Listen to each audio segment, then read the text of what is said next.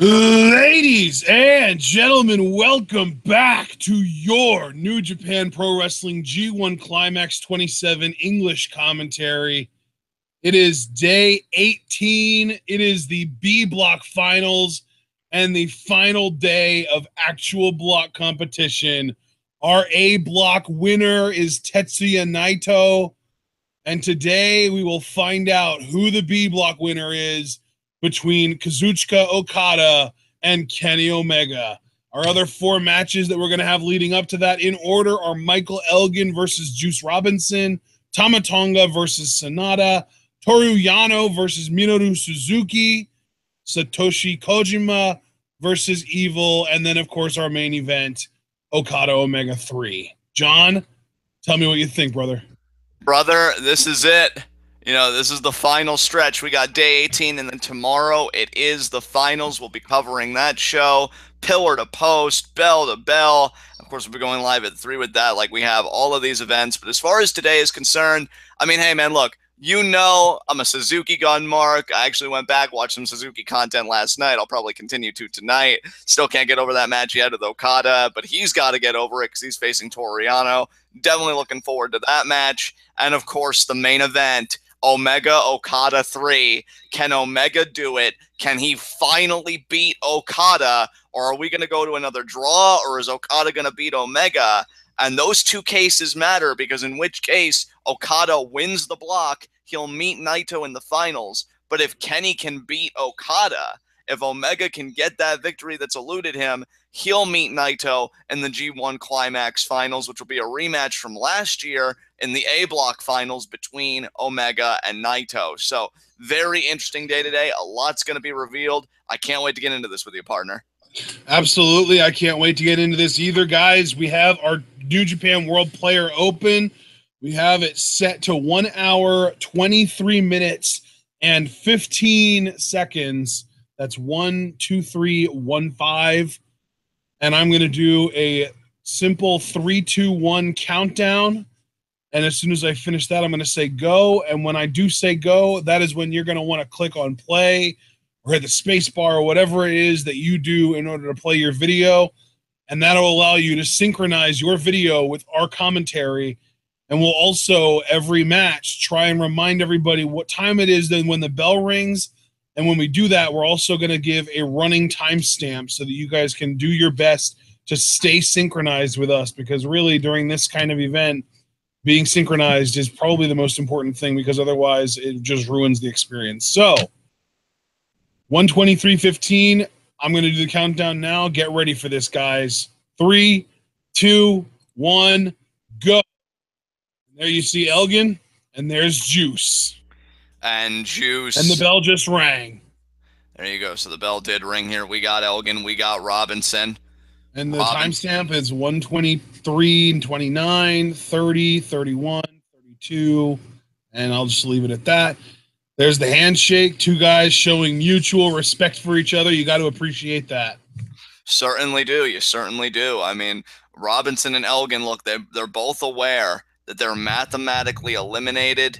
So, for them, it's just a matter of respect. It's a matter of pride. We'll see who gets the win here. Juice has been very humble for his first G1 Climax. He described it as 19 of the best wrestlers in the world and me. So Juice knows the competition he's in the ring with. But, I mean, he did get one huge win over Kenny Omega. He'll be owed a future United States Championship match. He's looking to end his experience the same way, go out with a win, get that confidence, tried the shoulder block, and Elgin's just saying, not right now, not on your life. Elgin is just so dense. It is so hard to move this man off the spot. And what a chop there by Juice right back. Elgin trying to fire up another chop there to Elgin. Juice's chops are really hitting home. There's a chop there by Elgin to Juice. Juice immediately bends over in pain, ducks down. Vertical leg. Got caught. Oh, wait. Back suplex. Wow, look at Juice. Backdrop driver. And that back suplex on that bum wheel. That's a testament to how strong Juice can be, even with a limb disadvantage.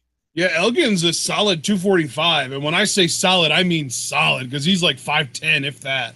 Exactly. And partner, to me, this comes down to what a lot of G1 Climax matches do come down to. It'll be the rotating powerbomb of Elgin, and that Irish whip just sends Juice out to the floor, versus Juice's pulp friction, a move that Juice himself said, hey, it is so difficult to hit. It's so difficult to get off pulp friction, but if I do, I can beat anybody. Cannonball off the apron to the by outside Elgin. by Elgin. That form was fantastic by Big Mike.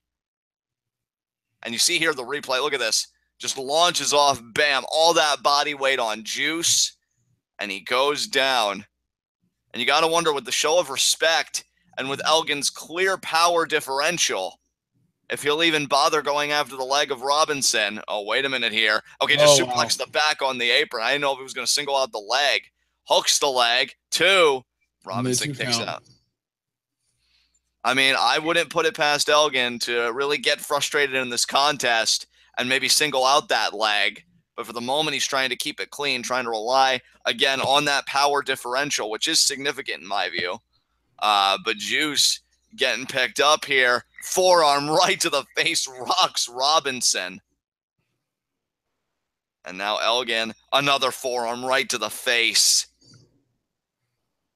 And hell, I mean, partner, can you imagine the confidence boost for Juice? Oh, my God.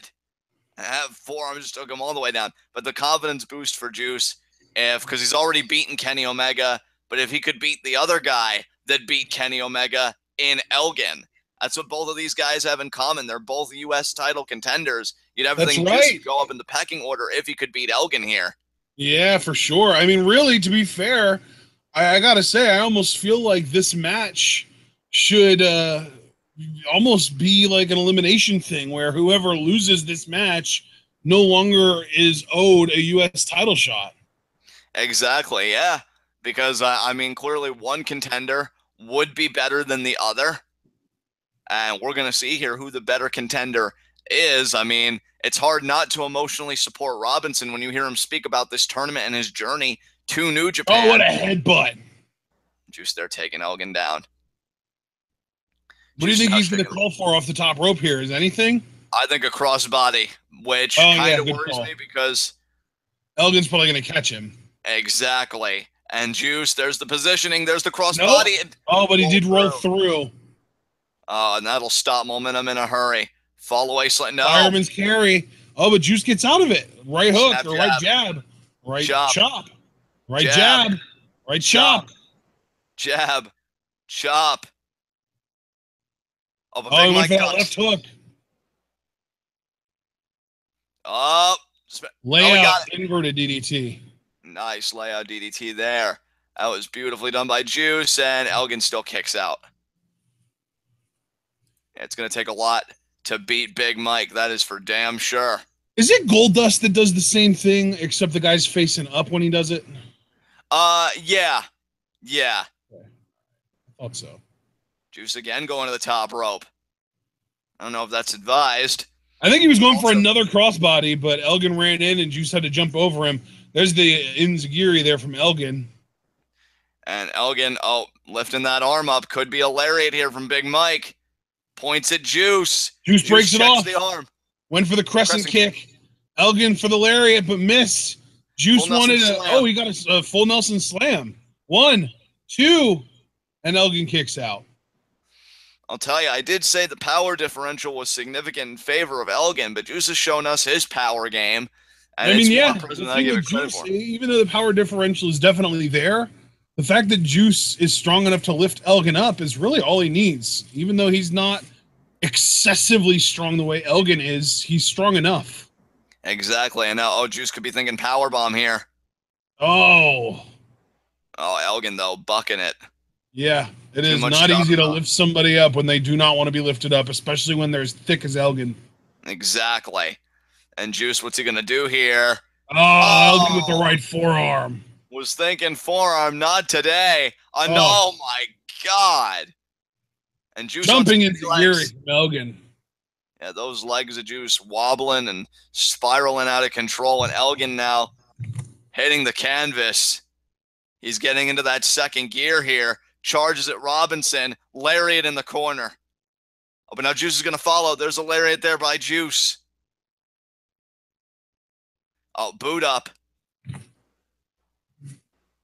pointing at Elgin. Juice, this might be his moment now. He's What do you trying think to he's going for here? Oh, double lariat. And both men staggered. I thought Mike ate it more, but another double lariat. Oh, but Elgin's calling for more. He's charging it up. He's firing it up. Crescent kick. No. Juice, though. Lariat. The discus left arm lariat, and now the crescent kick. No, Elgin catches him powerbomb. What a powerbomb by Elgin. This is such a, in my mind, a big match for Juice, because if he could win this match, get one final victory to end his G1 experience, he could say, I beat Omega and Elgin. That was a one-armed powerbomb. Yeah. I mean, that was insane. I mean, it's no coincidence that the word power is in the name of the move and that it's Elgin's favorite move. Jesus Christ, what a lariat. Lateral hooks the leg. Only and a 2 Juice count. Kicks out. I mean, here's the thing. Elgin is extremely powerful, so it's fitting that his favorite move has the word power in it, the power bomb. Oh, absolutely, partner. Absolutely. Now, I think he's going to go for a buckle bomb here. I think you're right, partner. I think that's what he's motioning for here. If Juice could win this match, this would be huge. Elgin's a former Intercontinental Champion and ROH World Champion. Juice trying to pick Elgin up. He just can't get Elgin up. He needs to wear him out more. Slides out. Oh, there's the inverted DDT. Now Juice trying to get into that next gear again. He's beaten a former U.S. and Intercontinental Champion in Omega. And now he's trying to beat Elgin, who shares similar credentials. Again, former Intercontinental Champion, has been a World Champion in other promotions. This would be a huge win for Juice. Thinking cannonball, super kick by Big Mike. And that's that veteran instinct of Elgin. Now, what's he thinking about here? Oh, wait, Juice. Elgin can't believe it, but Juice power bombs him down. Juice is no weakling, my friend. You'd think Elgin would have learned that by now, but Elgin still kicks out. And Juice cannot believe that Elgin still found it in himself to kick out of that power bomb. I mean, you know, I know Juice definitely studies a lot of tape. He's a student of the game. He had to have seen Elgin versus Omega to know that Elgin. Is he calling for Pulp Friction here? I think he is signaling for Pulp Friction. I don't know if you'll get it, Juice. Even you're aware of how hard it is to hit. He's got the arms. Oh, but Elgin, though, so big. Juicy's got him turned over. No. Elgin, no. Oh, he caught a fireman's carry. It's going to be the double knee gut buster. It is. Wow. Look, man, here's my thing. I admire Juice for being able to lift Elgin up at all, but the fact that he was just able to not only get him in a fireman's carry, but then lift him over his own head to drop him on his knees, that was easily the most impressive feat that he's done so far. And Elgin just caught him out of a cannonball. Oh, dear God. Oh, my God. Rolls him through. He wants a buckle bomb here. Night, Juice. And he hit it. There's the buckle bomb. He's going to go for the spinning power bomb now. But Juice. Oh, Juice. Jackknife cover. Two. And Elgin kicks out. My God. I appreciate Juice's resourcefulness. And Elgin even check it with the ref, like, you're sure that was only two, right? And the ref assuring him, yes, Elgin, you're still in this match. Much to Juice's chagrin. And even Elgin's face, like, oh, come on. What do I got to do to this kid? Elgin's got to be as fatigued as Robinson is. I mean, this is their final match. You're talking 9 matches. That's just insane. Running that gauntlet. And now Elgin motioning again. Oh, man, come on, Juice. You have to have one more miracle left in you. You know, he countered the one-winged angel into a victory roll against Kenny Omega. That's how he won that match. Does he have one more unique counter in him? Or hell, can he even hit Pulp Friction on Elgin? Can he wear him down enough to get that maneuver? And oh, Elgin's thinking Burning Hammer. Oh, no. You know, if I'm Juice in a perverse way, I take this as a compliment. Because the only other person Elgin employed this against was Omega. Wait a minute. Could be Pulp Friction, but again, the resistance. Elgin's still too with it. Oh, the right. The left hook. Elgin's still a bigger dude. That might not be enough. He's going to hit it. Oh, no, he's not. Oh, another left hook. Are you kidding me? Juice. He's going to hit it. You got this. He got it. He hit it. He hit it. One, two. Juice wins. Juice shit. And even Juice's face once again says, how the fuck? 4-5, John. Both of these men just finished 4-5. That's still a losing record, but qualitatively, knowing that Juice can say, I beat a former Intercontinental and ROH World Champion and the current US and former Intercontinental Champion Kenny Omega, that's not a bad tournament experience for Juice. Those are some quality-ass wins right there. And that's a win Juice needed. Hell, partner, you even said that, I mean, given that both of these guys beat Omega, who is the better man? And Juice, with a leg injury, with everything going against him, proved that he was the better man. I think you're looking at the definitive #1 contender for the United States Championship. Is China, look, he even kisses the referee. He's so happy. Oh, my God. Robinson gets the final W of his tournament experience. Juice is in shock. He ends with 8 points. Man. Unbelievable. Hey, you know what? I would not mind Kenny Omega versus Juice Robinson at Wrestle Kingdom 12 for that United States title. And that may be where Juice is going. You never know. And now he's offering a show of respect here to Big Mike. And we got a $5 super chat. Come on, Mike. Yeah. Come on, Mike. Shake the damn hand. Oh, he does one better. He does one better. That's very classy by Big Mike. But as I was saying, we got a $5 super chat from Cliff. This G1 of 2017 will be remembered for when the juice became loose. And I absolutely agree. Mr. Trajan, this match just concluded. Our timestamp is currently 1:37, 14, 15, 16, 17, 18, 19, 20. I'm going to stop there. We'll be giving you another timestamp for when the bell rings for the second matchup, Mr. Trajan. I hope that you'll be able to sync up with us then. But, folks, yeah, I was going to say, I wasn't even going to give him a timestamp. I was just going to wait until the bell rang and give that timestamp and hope that he'd be able to sync up then. Right. So, yeah, I gave you that little timestamp there. I hope that helped. And we'll definitely be giving, again, another timestamp when the bell rings for our second bout so that you all can join us there. Huge. All right. Yeah. Good job, Juice. I'm proud of you, buddy. I look at him now again and, well, wait a minute. There's the hug. That's so sweet. I'm telling you, man, he is really popular. He's got like that Vampiro in Mexico popularity. Yeah. Who else wants a high five, man? I kind of want to get high five by Juice. He's so cute. And yeah. Kevin Kelly there.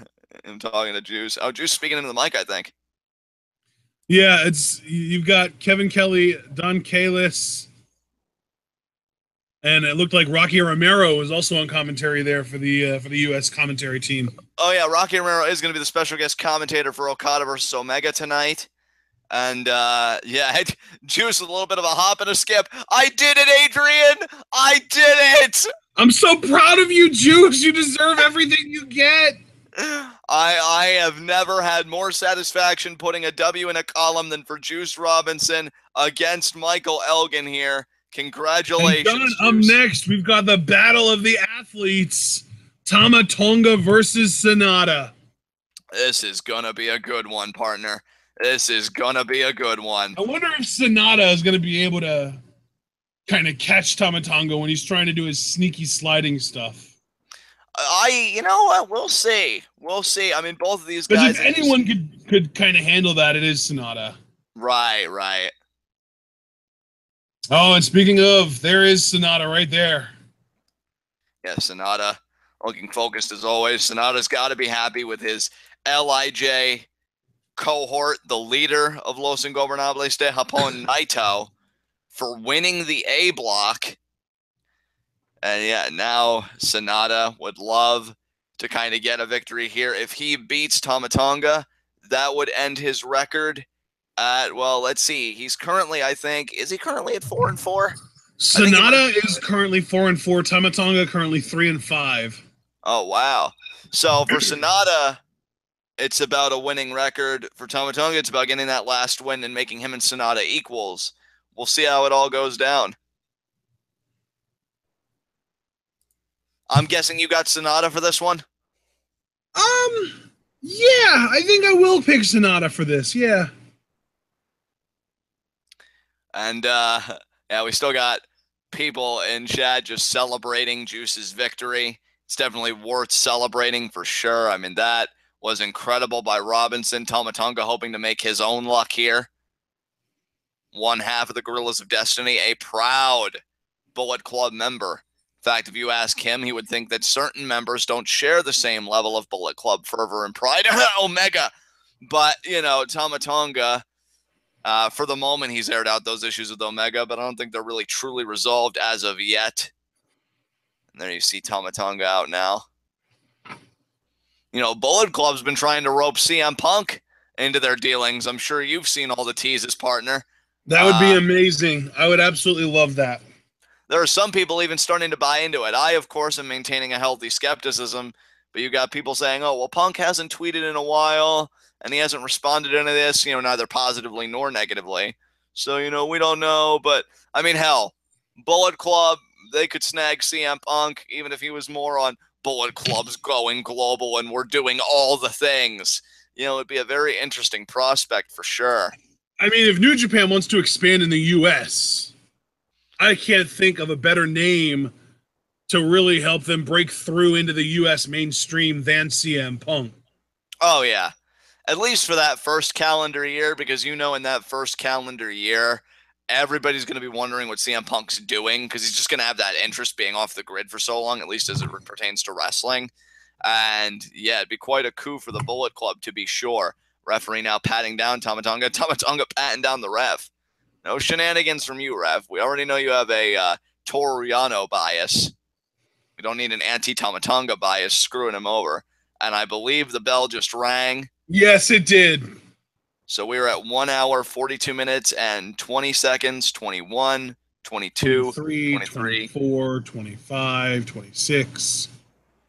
7, 28, 29, and 30. I like to do at least a 10-second count, get all you guys synced up, so hope you're still joining us for this battle of two pure and really exceptional athletes in Tama Tonga and Sanada. And you got to wonder how each man's going to want to approach this. They're just kind of staring each other down for now. Yeah, just kind of taking it easy, keeping it in first gear. Tama Tonga trying to play mind games, doing some like Dean Ambrose style dancing. Oh, it's not off the ropes. Tama Tonga off the ropes. Ducks down. This is the spot that never ends. It just goes on and on, my friend. Well, Sanada made sure it didn't with that drop kick. Oh, there's a drop kick from Tama Tonga as well, though. Tama Tonga kind of smiling and laughing. I mean, not an exact mirror matchup, but I mean, again, both men have that athleticism. Shirts are coming off, people. Shirts are coming off. Now it's Tama Tonga. Tama Tonga. First, he was pulling a Triple H and taking off his invisible shirt, and I have no idea what. And Tama Tonga is just, what the hell? Tama Tonga nowhere near as graceful as Sanada. Certainly not. And the peck popping, and how Sanada with peck popping. Are we gonna have a peck popping duel? I mean, this is one of the more unique G1 matchups I've covered alongside you, partner. And Sanada is being very neat about his shirt. He's folding it up. Yeah, Tama Tonga out there to one of the young lions. Yeah, Tama Tonga, you see, he's so pro Bullet Club, he can't even stand the thought of tarnishing the merch. That's right. And now are we skipping the warm up here? Are we getting into the insane shit? I mean, I want to know who the better athlete is. I want to know who the better man is between these two. I mean, to be fair, I think we might have just witnessed the warm up, my friend. And there's the handshake there. Which one of them's gonna? They both went for the kick, and they're telling each other to put their foot down. Are they trying to out entertain us when we know that a Yano versus Suzuki match is next? Yeah, that could be. That time I was like, okay. And there's the kick. Now laughing at Sanada, but Sanada with the kick. Both of them kick each other. You know what though? Sanada does have a reach advantage, so these. Oh, what a standing Rana! Oh, Tama Tonga tried to roll through, trying to regain himself, and now Tama Tonga with the Rana. We don't see Tama Tonga use Ranas like ever. Yeah, he just wants to show Sanada, hey, anything you can do, I can do better. I can do anything better than you. And now there are the forearms hard in the face of Sanada. And now Tama Tonga. He is just so proud of himself right now. And now, wait, is he going to try and hog tie Sanada? He I think is he's trying to figure out how to do it. He's just bad at it. Yeah, he is. And now he's trying to position the one thing. And Sanada's probably even like, bro, what are you doing? And I just stomping away. And Tama's like, how do you do that? And it's not even looking around. I think he's actually asking the young lions how to do it, but I think he's about to get taught firsthand how to do it. Oh, is Sanada going to try and win this with hog tying him and win by count out? Oh, he's taking him through the crowd here. He's taking him down the ramp way. I think he might. He's going for it. If he succeeds in this, he's going to win by count out. Oh, Jesus. He did it. Oh, he did it. That's going to be it. Sanada's going to win this by count out. And he's closing the gate. And he's locking it. Wow. That's going to be it. Unless someone helps him, unless like Bullet Club members come out and help Tama Tonga here. Oh, there's Fale, I think. Oh no, it's not Fale, it's Tongaroa. Yeah, Tongaroa and Yujiro. How do we do this? What are we doing? The way Sanada usually does it is drop kick to the butt. Maybe one of them's gonna have to drop kick him in the butt. Oh, they did it. There we go. Oh, he just hops over the car. He made it back. Well, that's Bullet Club loyalty right there. Sanada demanding that the referee count faster. And now Tama Tonga, I don't know if it's smart to go back outside just when you came in. Oh, no, he's trying to lure Sanada out there. I think he's going to try and do the hog tie himself, but maybe get it right this time. Oh, he led Sanada to a... now oh, there's the lariat. Okay, finally. I thought we were just going to get a Tom and Jerry chase there, but no, Tama Tonga does turn around and deliver the lariat to Sanada. Exactly. Now he's going to get Sanada in there. Oh, slams his face hard against the apron.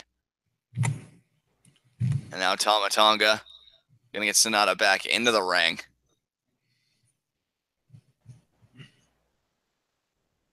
Now Tama Tonga is going to pick Sanada up by the head. This match has been absolutely crazy, you guys, but headbutt there by Tonga. Oh, yeah. I mean, the thing is, we know those Pacific Islanders' skulls are extra dense. Exactly.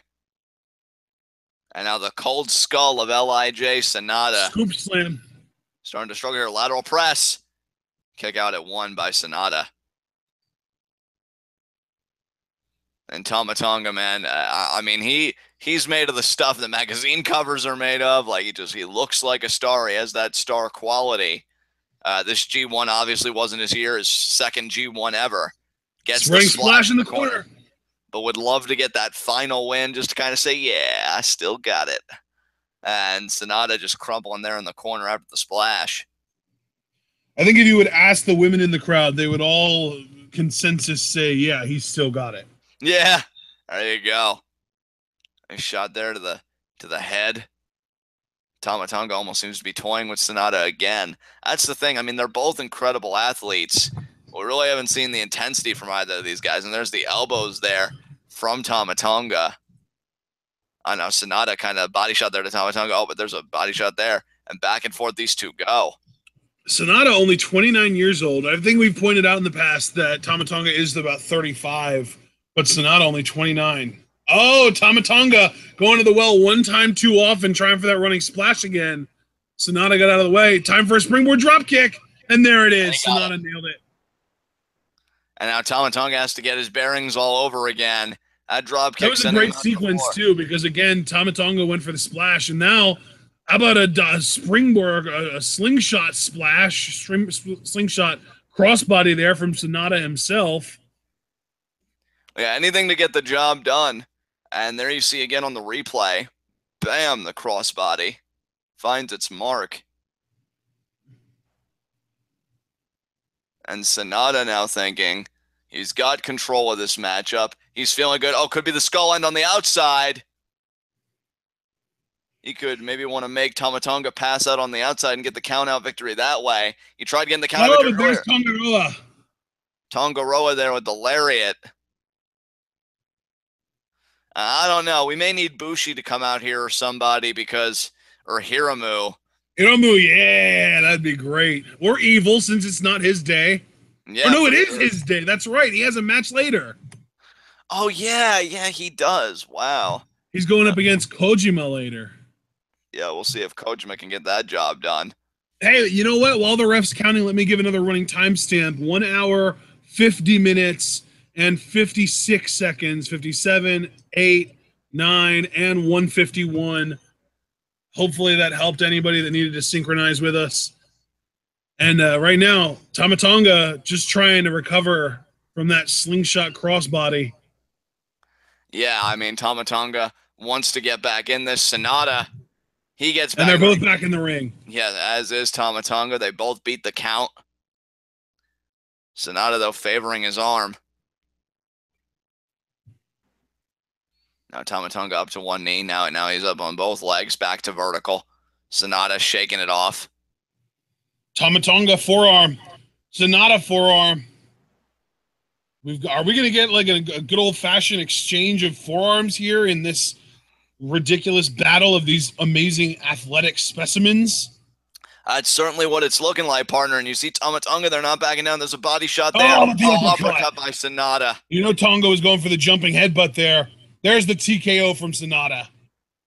Beautiful TKO by Sanada. Hooks the leg. 2. And only a 2 count.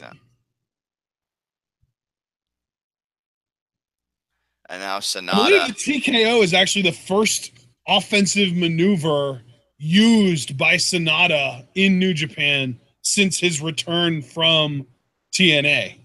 Right. Moonsault attempt. Landed on his feet, though, because Tama Tonga got out of the way. Tonga going for the gun stun. Sanada pushes him off. Sanada jumps up.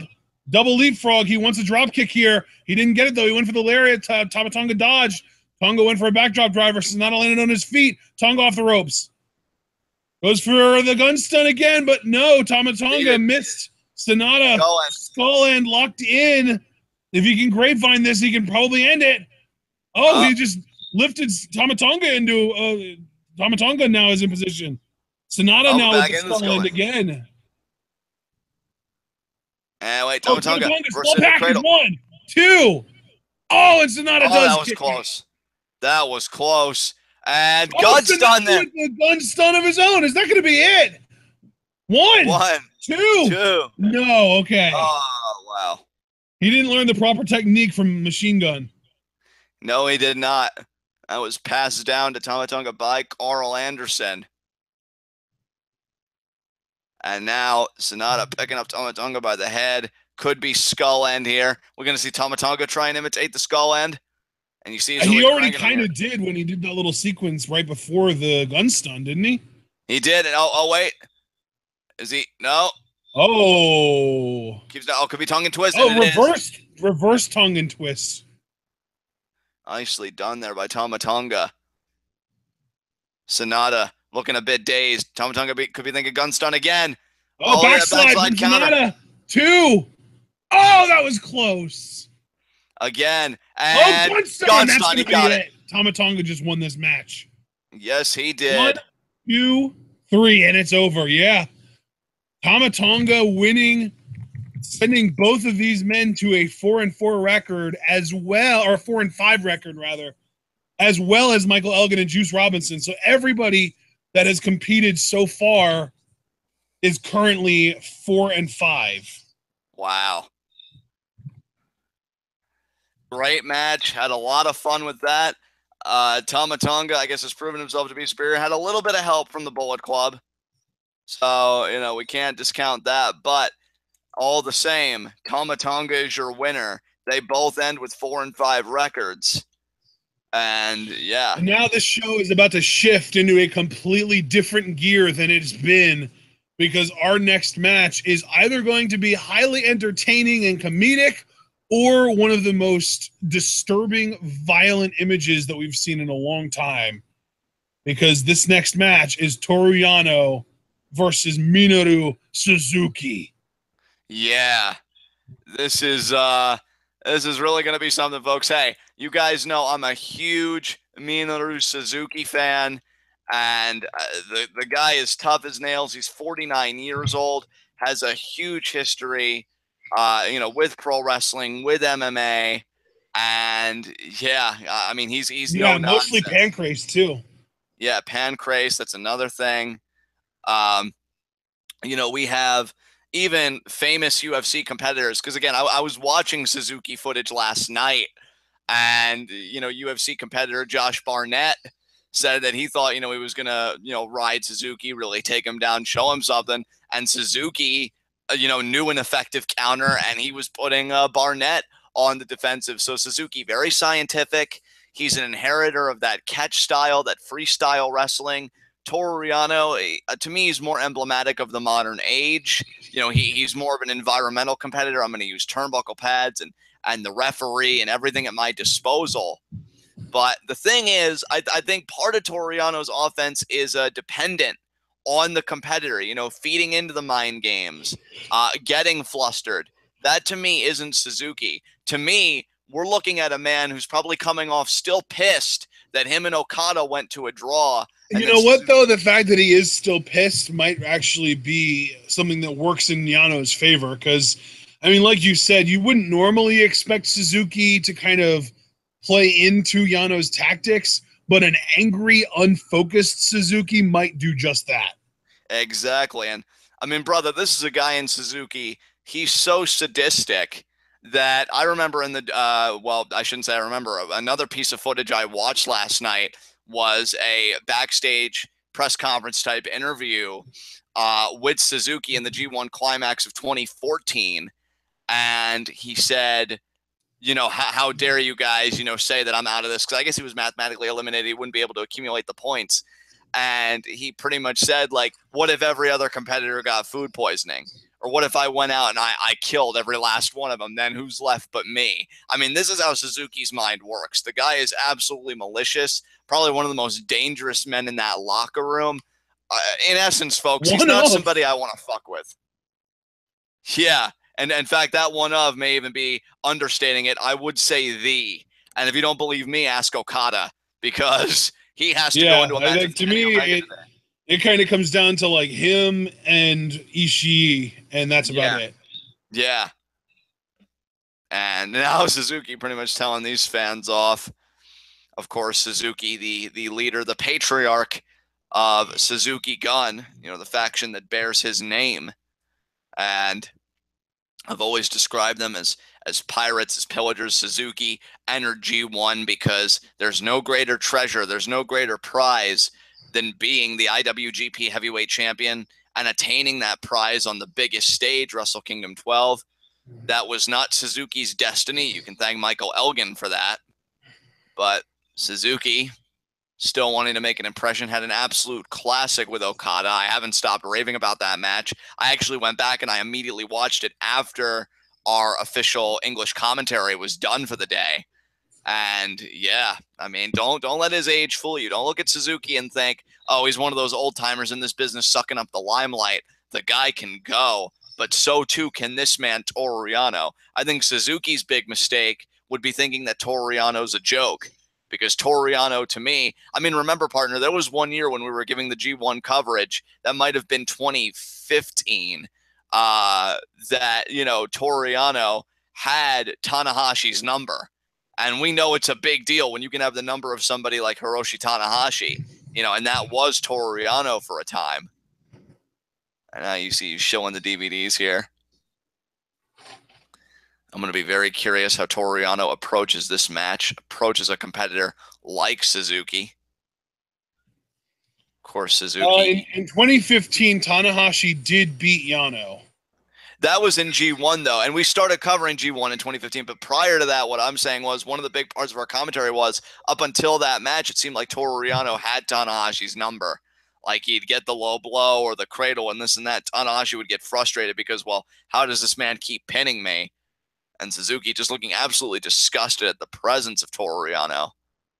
I'm so excited about this match, too, because you're not going to get a more violent contrast than a trickster like Yano with that very old school, but not in that camp. Oh!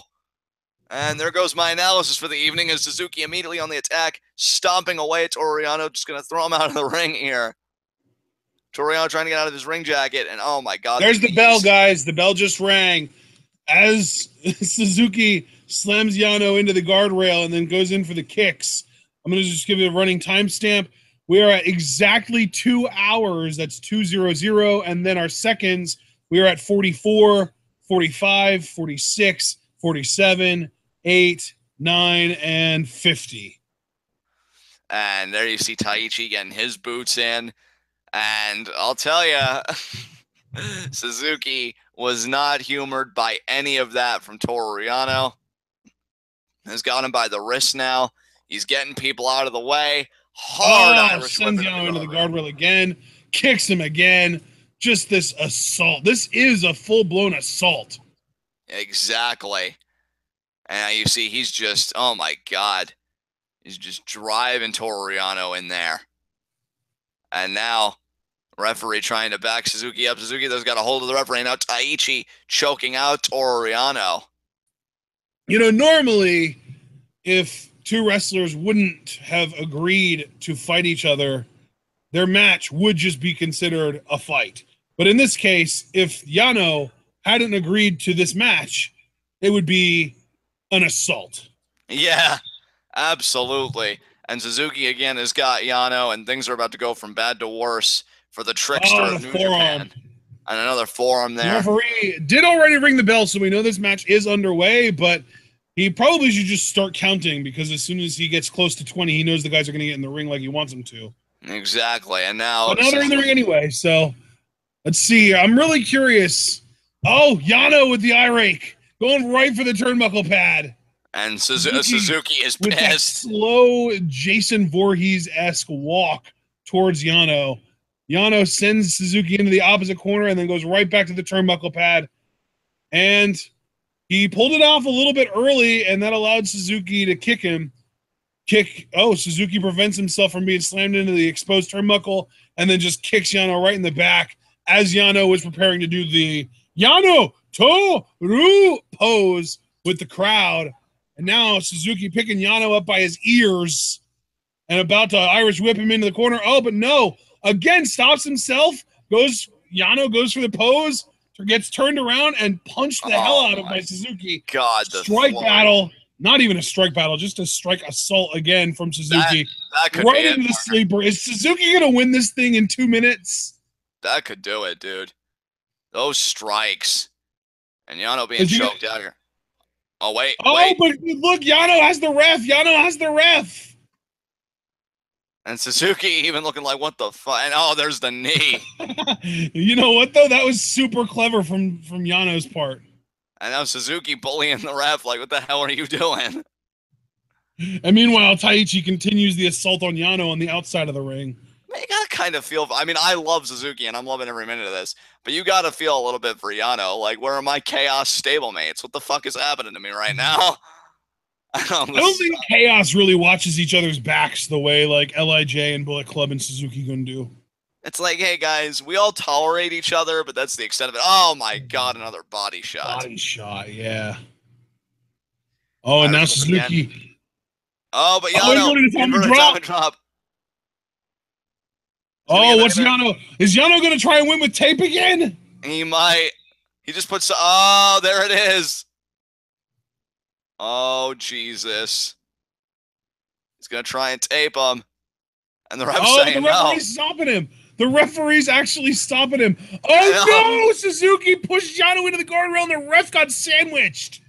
The ref did get sandwiched. The ref's down, and Suzuki just looks so done with everything. I don't know if Suzuki's angry about this situation. He might be happy. He might try and take advantage. He might bring in the other Suzuki members to try and just do like a gang assault on Yano. Oh, Jesus, though. Suzuki has Only it's worse than a gang initiation because Yano isn't going to be a part of Suzuki Gun after. Oh, my God, partner. Here's why I get horrified with Suzuki with tape. I mean, with Omega and those guys... You know, they're just trying to be humorous. They're just trying to play Yano's game. if Suzuki bound you up with tape, knowing the beatings he can administer when you can defend yourself, sweet mother of God, we might be witnessing the end of Toru Yano right here. But at the same time, I don't know if Suzuki's going to be able to hit the Gotch pile driver with Yano's legs in a perpetual state of being closed. Partner, it's not that you're wrong. It's just I don't know if Suzuki cares. I think he looks at this situation and he finally has a human punching bag that can't really fight back. I mean, this is Christmas for Suzuki. Oh, my God. I mean, Yano can throw punches and stuff, but Suzuki is just so good at maneuvering. And there he sends Yano down to his back. Jesus, this is going to go from bad to worse. Oh, And penalty kick. Yep. He got it. And into the sleeper. Oh, and the ref is back in. And Yano. Oh, the referee is actually admonishing Suzuki for the tape. And now, Suzuki again pulling the ref over so Taichi can get in there with a chair and go to work. And, oh my God. Oh, but there's Ricochet. There's Ricochet. Wow, Ricochet coming in. Actually, that's like Rocky Romero. That's Rocky Romero. What the hell is Rocky Romero doing in here? You're supposed to be doing guest commentary. He's just Rana Taichi. Wow, you got to be kidding me. Rocky Well, Romero. I mean, you mentioned Chaos. RPG Vice is a part of Chaos. Or at least they were. I know they actually kind of technically broke up because they couldn't regain the junior tag titles. Oh, Rocky Romero is actually fighting back against Suzuki. That's why that's not smart. This match would be torture porn. Now Toru Yano trying to help his friend here. I think Toru Yano may be beginning taping his arm because he can't do the strikes that way. I think. But he wasn't taping his arm to anything. He was just wrapping tape around it. Oh geez. Oh, but Yano has a chair of his own. Oh, and he's able to use it. Oh, and now he is taping his arms together. Oh my God. Oh my God, what the hell you know is what this? those Suzuki, there's the low blow, roll up. One, two, three. Oh my God. Toru Yano just defeated Minoru Suzuki. I never thought those words would ever leave my lips, but alas, here we are. Yano finishes in the 4 and 5 group along with Elgin, Robinson, Tonga, and Sanada. Suzuki finishes 4-4 and 1, a perfect 500, and still, despite losing this match, his 500 record is the best in the block so far. And now, Suzuki, he is livid. Man, I would not want to be the backstage crew when Suzuki goes back. Oh my God. Rocky Romero Untie him, Taichi. You're a failure. Rocky Romero is gonna. How tough must that tape be? Jesus. Rocky Romero may very well ruin the day. Oh God! Suzuki got a chair. Suzuki got a chair. Oh God! What are you doing trying to stop him? Young Lion? You're asking for your death warrant. And Suzuki being backed up here. Oh, I love how like the one young lion doesn't know any better, and he's like all up in Suzuki's face, getting him like pushed back, and the other one has experienced it, and he's humble, and he's the one that was humble about it and had his head bowed and everything was the one that got punched first. And oh my God, the chair. Does anything cure a loss quite like beating on some young boys? Oh my God! Oh Jesus! Oh my God! Oh, he hit Oka. I think that's Oka that he's beating on now. Oh my God! He's even going after the cameraman. Oh my God! Oh, Suzuki's going to the bag. Nobody's safe. Nobody's safe. Oh, the security guard. Call your children. Tell them you love them. You fools. Hide your kids. Hide your wives, because Suzuki is beating everybody's asses. Oh my God. Well, I still love Suzuki. I know the young boys don't really have a favorable opinion of the man, but their opinion doesn't matter. And, I was going to say, you don't have a very favorable opinion of the young lions, so that's fair. Exactly. Now let me record these results. It's going to kind of pain me to do it, but Toru Yano has beaten Suzuki What a And world we yet, live in. despite beating Suzuki, he still doesn't have as good of a record as Suzuki. Yeah, Suzuki was a beast this G1. Really wanted him to beat Okada, but alas, wasn't meant to be. And yeah, what Oh a man, all those contest. young lions, all those turnbuckle pads. The real victims of this match were the accessories to the match. Yeah, for sure. Completely agree. All right, well, coming up next, I We've believe got you said Kojima versus Evil up next. this is going to be interesting because can Kojima pull out one more victory? I believe Kojima's only gotten one victory this entire time. Yeah, Evil's had that's a very correct. impressive tournament, on the Do you other hand. remember who it was that Kojima defeated? Wasn't it Sanada? It was Sanada. So can he beat two LIJ members? 0-7. 0-7 against everyone but LIJ, and currently 1-0, looking to go 2-0 against LIJ. Right. So can he do it? That is the question on everybody's mind here. Kojima getting 2 wins. I mean, that would definitely soften the pride. He saw his fellow veteran, Yuji Nagata, from the A block. Based on all the darkness and the creepy blue lights and the fact that it literally says everything is evil on the Tron right now, I'm guessing the first guy out in this match is going to be Evil. Yeah. Evil's going to come out first. He's going to get in his little zone, his groove, and then Kojima's going to have to follow that. And will he be able to? You know, that remains to be seen. Yeah, Kojima versus Evil is a very unique matchup to me, and we'll see how it all goes. This is our 4th matchup before the big one, folks, before Kenny Omega versus Okada. And man, partner, I got butterflies just thinking about that match, but we got to wait just a little bit longer. And we've got to also remember that Omega Okada does have a 30-minute time limit, and they have not been able to resolve their issues in under 30 minutes in either of their 2 previous matches. Yeah, that's insanity to think about.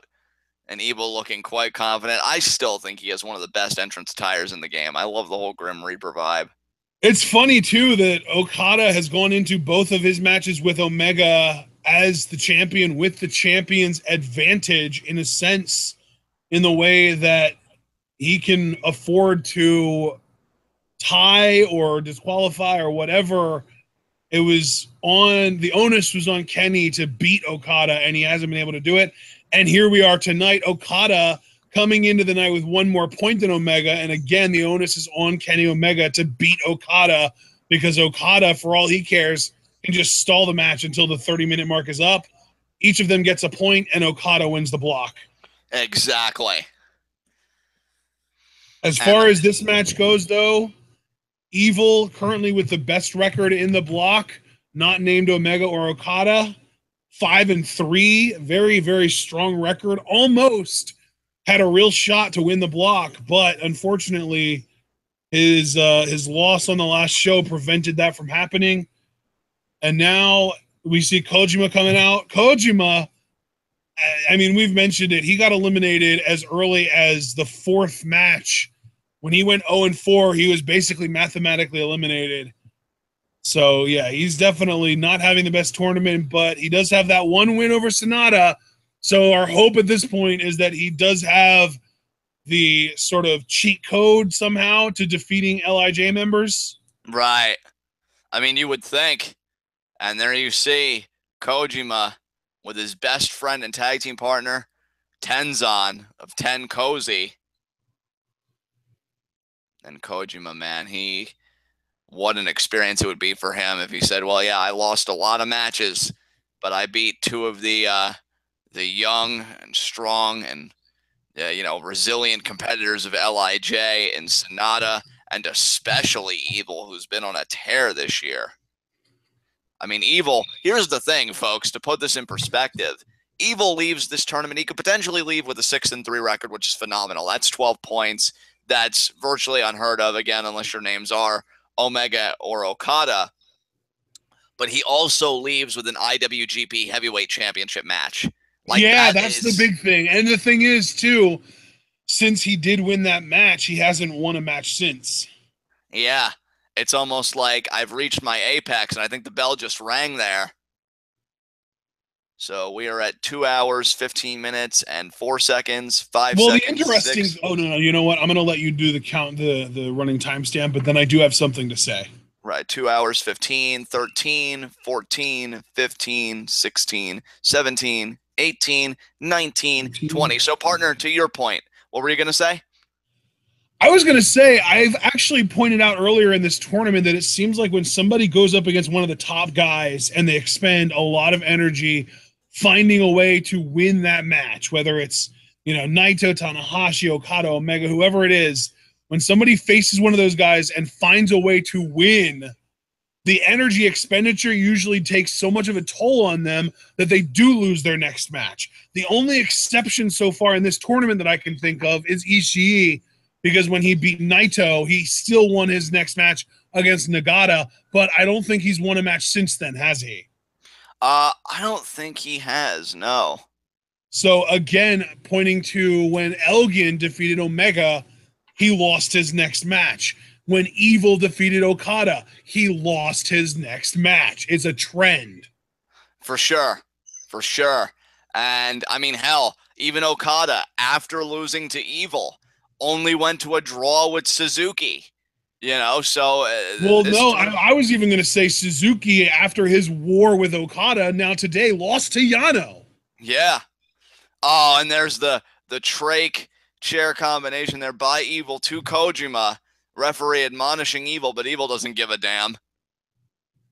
He's literally got Evil in his name, ref. What do you expect? I mean, and you know what, partner? All things considered, even though Evil can't win the block, Los Ingobernables de Japón had a very nice G1 climax, and it could get even better because you have Naito. I mean, given that the worst record that any of the three members managed to acquire was 4-5, which is, I mean, obviously not great, but definitely not bad. I'd say they've had the thing is, last year, they all, other than I think Naito, who obviously made it to the finals of his block, but the rest of the members of LIJ that were in it last year, which it was also Evil and Sanada again, but they were much worse last year than they've been this year. Right. And now if I remember correctly. I mean, I feel like, last year, Evil finished with a 4-5 record, and Sanada also did. So they both finished 4-5. So Sanada repeated his record this year that he had last year. Evil improved on it. Yeah. And that really says that's guaranteed. Evil already has 10 points. You can't take those away from him. Last year he only had 8 points. So he's already improved on his record from last year. If he manages to win this match, he'll have a 12-point tournament, which is extremely impressive. And I believe, didn't Naito finish with 12 points? I believe he did. Yeah, if I'm not mistaken, that is true. Oh, look at that double chop there, and then the sent. Oh, no. Evil. Naito finished with 14 points. Ah, right. Yeah. So Evil would still know his place as the second in command of LIJ, but he would have a proper claim at second in command, whereas last year he and Sanada were tied. Right. So very interesting, the story of Evil, how he has objectively improved in one calendar year. And again, to go back to my central point, if you're Los Ingobernables de Japón, you're loving, this G1 experience because Naito has a chance to win the whole thing. I mean, that goes without saying, but he's already made it to the finals. He's punched his ticket.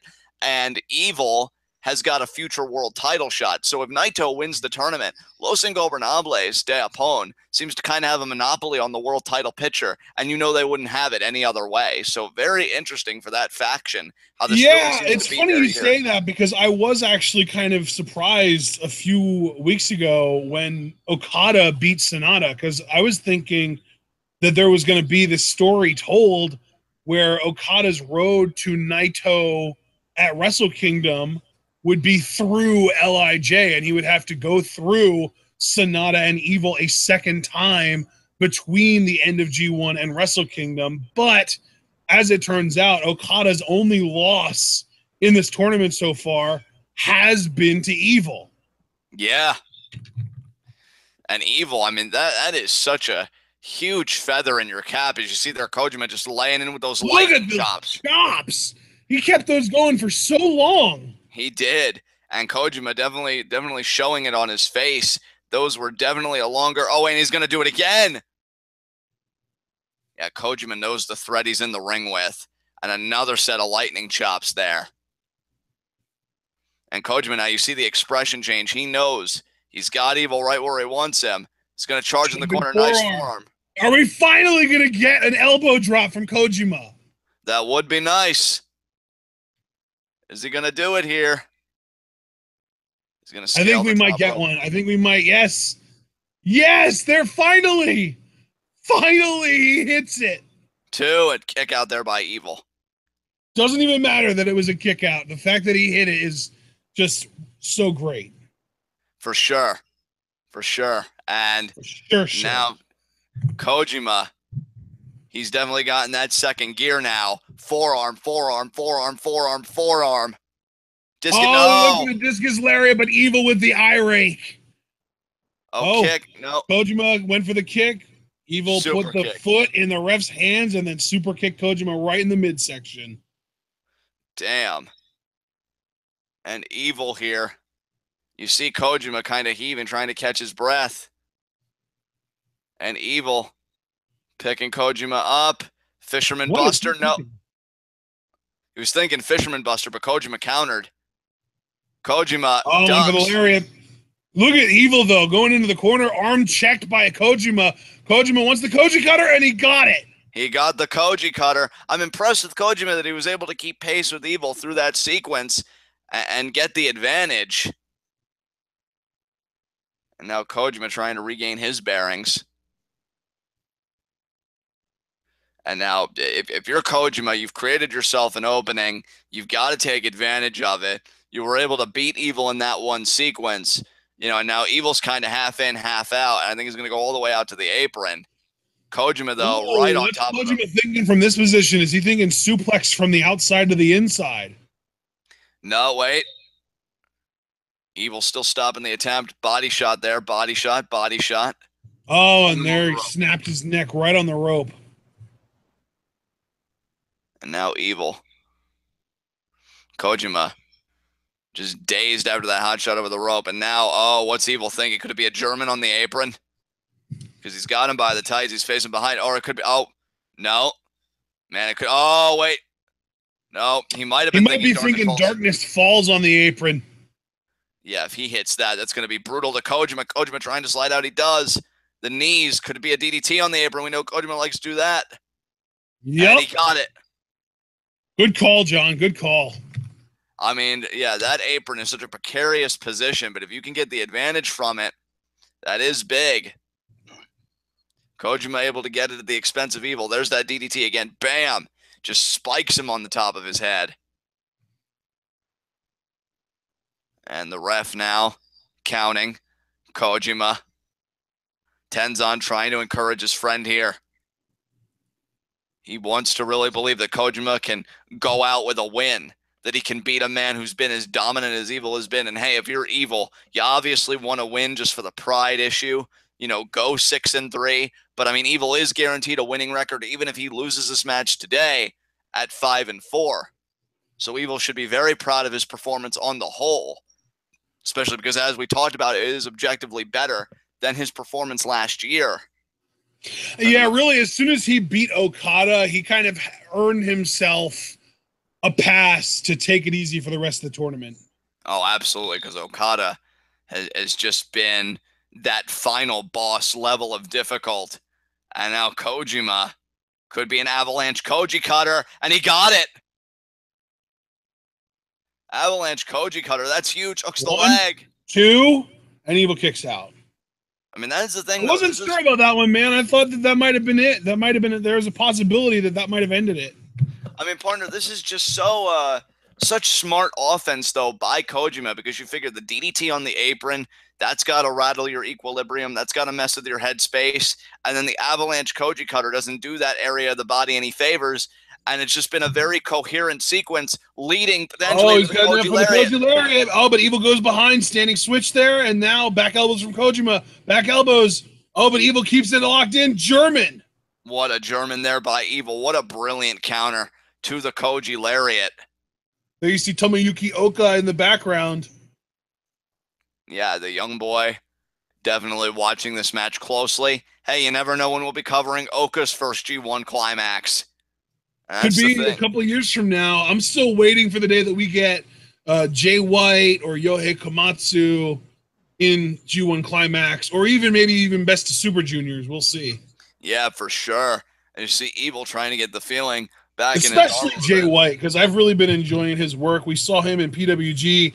He had a pretty good match, from what I understand, in ROH. So yeah, I'm definitely looking forward to Jay coming back to New Japan where he belongs. There's And the there's Fisherman Fisherman Buster. Buster. 1, 2. Kojima kicks out. Kojima staying in it, but Evil, he's not out of this just yet. Kojima got some very impressive offense, but Evil may be looking to end it. Could be Darkness Falls here. And he got it. 2. Kick out by Kojima. A bit of a weak kick out from where I sit, but Kojima's still in this thing. Yeah, it might have been a weak kick out, but it was a kick out nonetheless. And now Evil. Measuring the situation. Oh, could he be thinking? Yeah, he's thinking STO. That's sweeping STO here. He wants to hit Kojima with Evil. And Kojima, though, had it scouted. Oh, but there's the lariat there by Evil. Staggers Kojima. Off the ropes. Oh, another lariat. Kojima tried to eat it. Staggered. Goes down to both knees here. Oh, did you see Evil took off one of his elbow, I think the only elbow pad he had on. I wonder if Evil's going to mock Kojima with the Koji lariat. I mean, he already did the elbow pad taunt, so you'd think so, yeah. They both have their right elbows taped up as well. I guess all these lariats are taking a toll. Oh, and there it is. He hit it. Oh, but Kojima powered through. Lariat. But he can't capitalize. Not only can he capitalize. So much 2 years ago. He always hits his biggest move and then just collapses, and he can't capitalize on it. That's why he doesn't win a lot. And not only that, but I mean, you even look at Evil's body positioning. His foot was on the rope. He's way too close to the ropes. So yeah, no matter how you look at it, this is a tough break for Kojima for sure. Kojima's still down and out. The ref might be counting. Yeah, Evil's down. Really, if you're Evil, this is the best thing that could have happened. I mean, you're so close to the ropes, so close to the corner. You know that you're really not in any danger of being pinned. And, you know, also your opponent has inferior conditioning to you. And Kojima here on his feet, he may be thinking about another Koji lariat. He's going to pick Evil up here. Oh, he's got him set up. Brainbuster! No, Brainbuster, okay. Wow. Kojima going to go into the cover. That Brainbuster a few times in this tournament. Only a 2 count, though. And Evil staying in this thing. Kojima. Evil looks so dazed. His eyes look glazed over. He looks so out of it. Yeah, that lariat, I think, took a hell of a lot out of Evil. I mean, certainly more than Kojima, and it was certainly an expenditure for Kojima as well. You know how a lot of the time I like to say that Makabe looks like Okada in a dystopian future? Yeah. I just realized Tenzan looks like Evil in a dystopian future. Yeah. Oh. No. Oh, leg sweep. Left arm lariat to the back of the head from Kojima. Oh, and Kojima now, the expression changed. At left arm lariat, he's looking to follow it up with the Koji lariat. And is he he's just trying to pick Evil up at this point so that he can get him in position for it. And he does. Oh, but Evil with the headbutt. Headbutt by Evil. When Evil wrestles like that, it reminds me of Goto, because Goto has a really similar headbutt. Oh, he's calling for it, and he hit it. Evil, that's going to be it. 6 and 3, Evil. 1, 2, 3, and Evil is 6 and 3, like you said, but more importantly, 12 points. 12 points has already won G1 Climaxes before. Yeah. I mean, Evil is very unfortunate in this sense because he's in the same block as Omega and Okada. But like I said, 12 points has won G1 Climax blocks before. Evil should be very proud of his performance in this tournament this year. Because here's the thing, It's one thing to lose abysmally and just not even come close. Evil, I think, never really left the conversation until he was forced out by Elgin. I mean, So hell, John, think about last year. Omega, Naito, and Goto all finished with 12 blocks, and Omega and Goto won their respective blocks with those 12 points. exactly. So Evil attaining 12 points is nothing to scoff at. To go this entire tournament, to run the gamut of it, and to only lose 3 matches, I mean, that's impressive. Obviously, Absolutely. I mean, hell, back in 2013, when Naito won the G1, he and Tanahashi won their respective blocks with 10 and 11 points, respectively. So Evil did a great job in this tournament. It's just unfortunate that Okada and Omega, it did be even better somehow. Exactly. I'll tell you what, I think momentum is everything.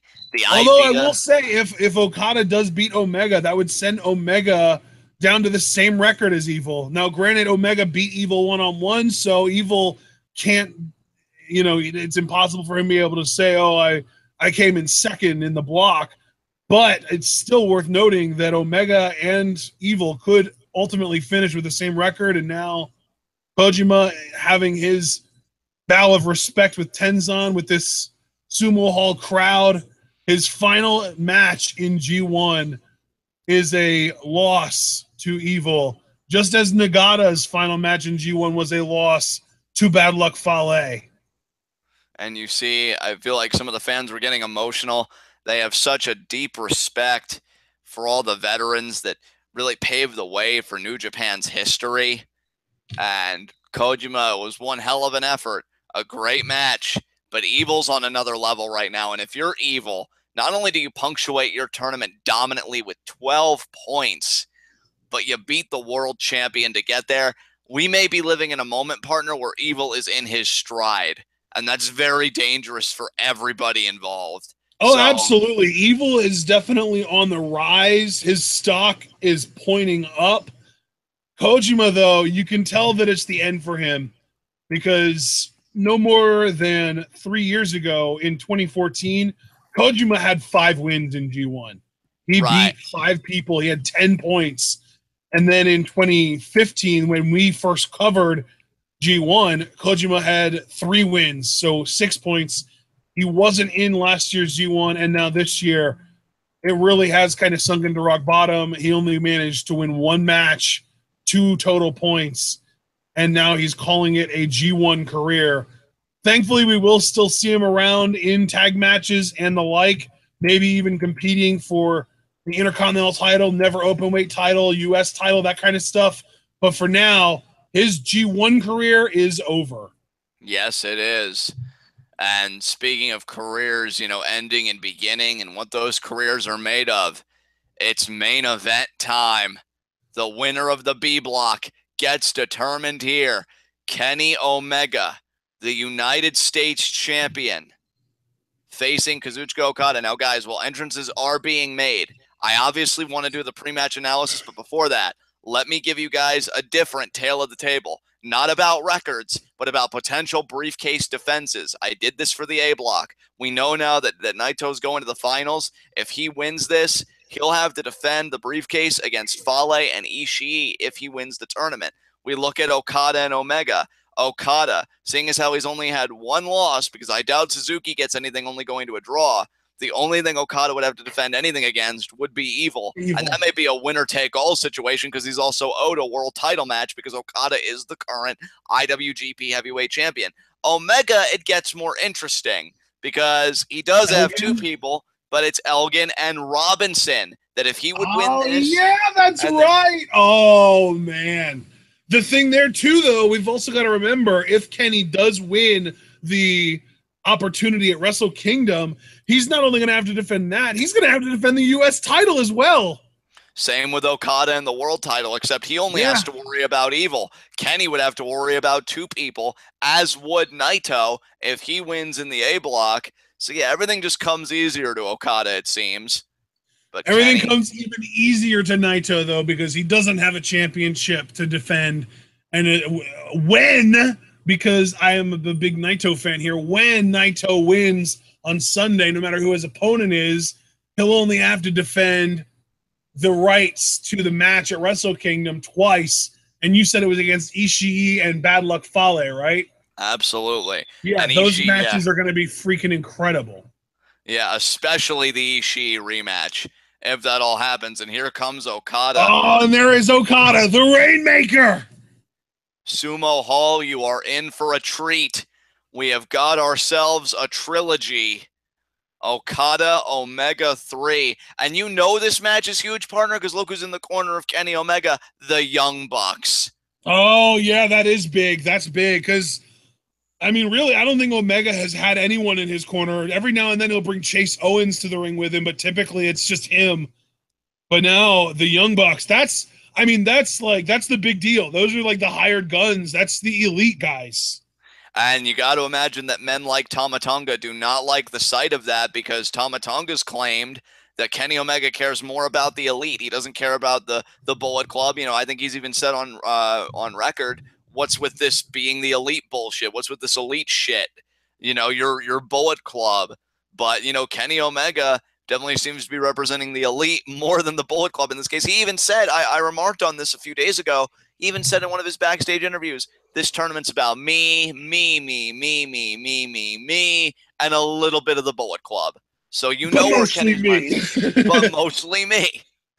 And, you know, you could say that that's selfish of Kenny. You can say that Kenny's a prick, and yeah, maybe all of it's warranted.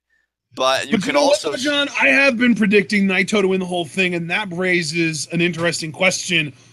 What is Kenny Omega going to do if he has to answer to the Bullet Club by not winning G1? He poured everything into this. He talked trash on his own faction. He put the priorities of himself as an individual over the priorities of his group. And if he still doesn't manage to succeed, he's going to have a lot to answer for. And I mean, look at what kind of tights Kenny's wearing. Those are elite tights. They have elite on them. I'm telling you, man. I bet Tama Tonga and other guys, and Cody's probably capitalizing on this and politicking. Kenny better worry about the enemies behind closed doors in his own house. You almost have to wonder if Cody or Tama Tonga would be the leader of the sort of resistance to the Bullet Club here. I mean, you never know. So, factional warfare aside. But frankly, if I had to choose, I would choose Tama Tonga because I'm not a big fan of Cody, and I think Tama Tonga is infinitely more charismatic. But it seems like New Japan is leading more in the direction of Cody. Yeah, I mean, we'll have to see. But factional warfare aside and infighting aside, there's the boot by Omega. Let's just give a timestamp very quickly. We're at 2 hours, 37 minutes, 55, 56, 57, 58, 59, 238 even. And oh, there you see the V-trigger missed. Going for a Rainmaker. Kenny ducks. Snapdragon suplex already. Damn, dude. Damn, dude. And Kenny now charging. Already so fast-paced. Oh, and now Okada thinking dropkick. Kenny, though, kicks him off. Thinking one-winged angel. He knows if he can hit it, he'll beat Okada. He's trying. Oh, Okada wriggled out. Back elbow there. Charging.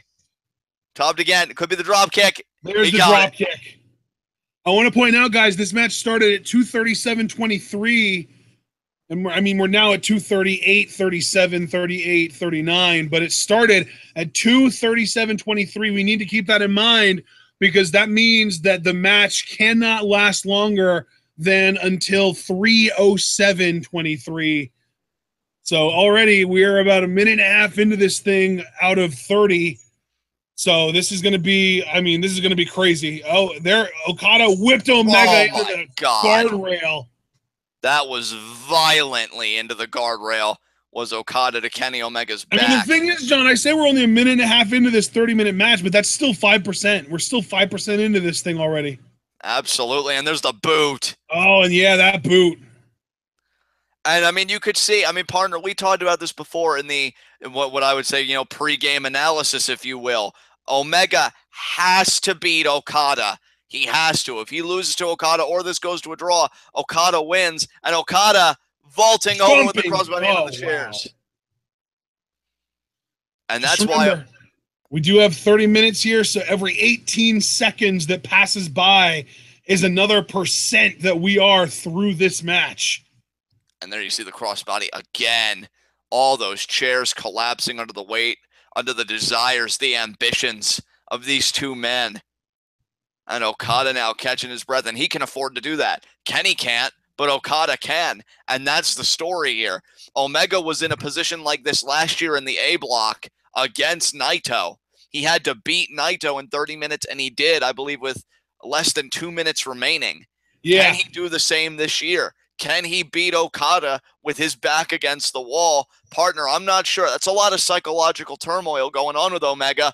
There's the elbow drop already. We've already passed 3 minutes, by the way. We're more than 10% into this match already, but we've already had attempted Rainmakers, attempted One-Winged Angels, and now Okada wants a Rainmaker already. Omega, though, shoots him out of the ropes.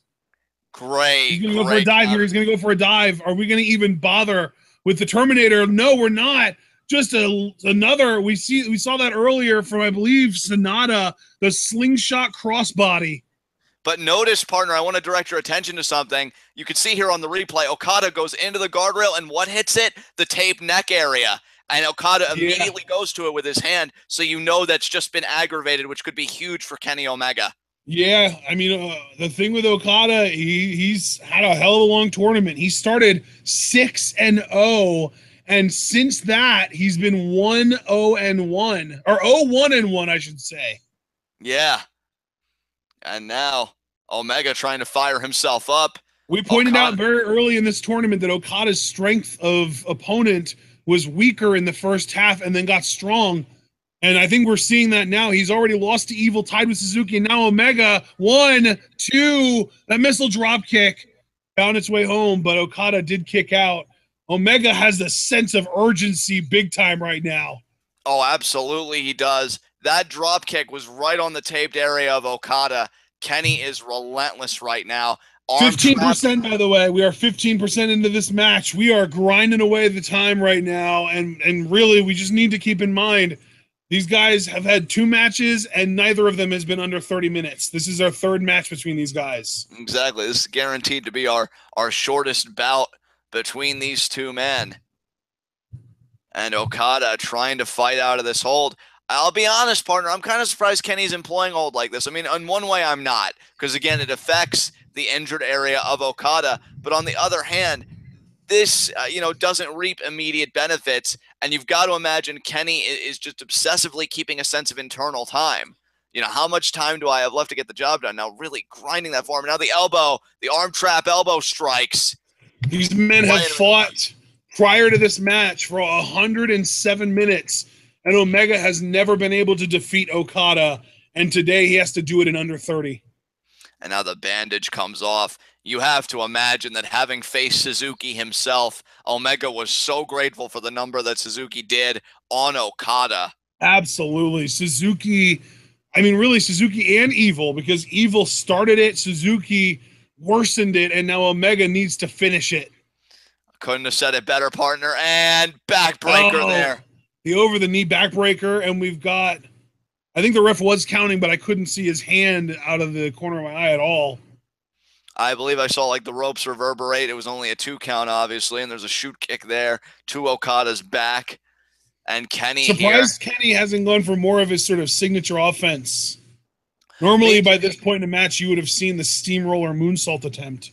I mean, one common theme. Only a 1 count that time, though. Yeah, Okada defiant. One common theme of our commentary, particularly on your end, is you've advised competitors, up the entropy, up the chaos. I want to specify that's only when someone is an underdog. If you're not considered a major underdog, then do what you want. But if you are a major underdog and everything goes to plan, you're going to lose. So if you are a major underdog, you need to increase the entropy in your match to increase your own odds of winning. Well, don't you think Omega's an underdog here, having never beaten Okada, and he's facing Okada and the clock?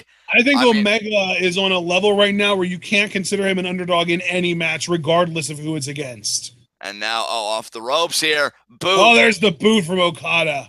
Well, I guess that kind of renders moot what I was going to say, because, if I'm Kenny, I don't... Oh, and the knees up. Oh, look at that. Yeah, Okada went for a jumping senton, and Omega got the knees up.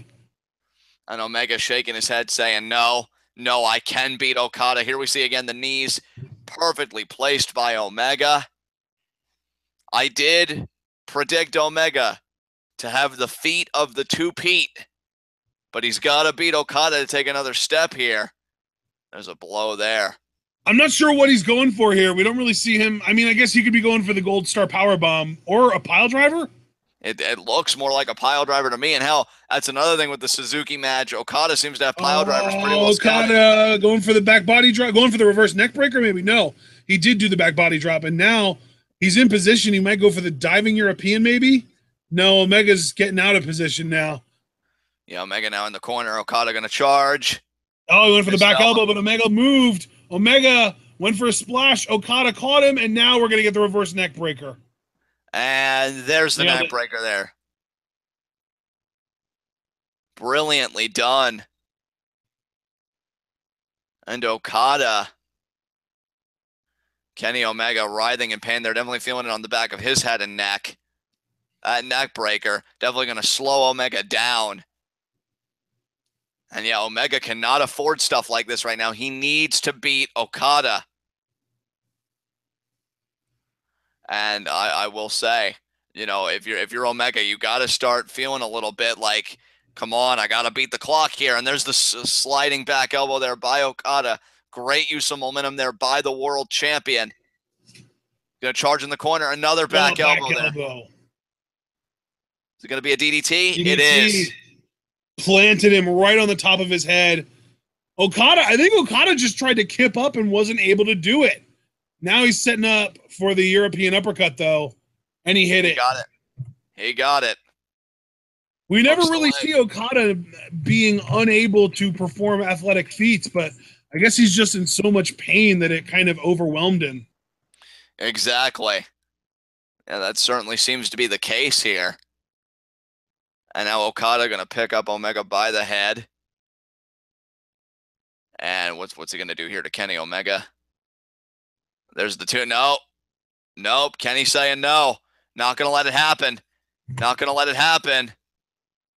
Preventing the tombstone attempt, and there the club to the back. And you see Okada is favoring that part of his body.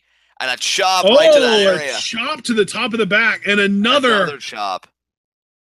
And now Kenny pulling Okada up by his hair, setting him up here for a potential tombstone of his own. But Okada fights out of it. Kick to the stomach. Irish whips Kenny. No, Kenny reverses. Got him up in the fireman carry. He's going to do the steamroller here. Is he going to get it? He does. But the question is, will he get the moonsault? And he met knees.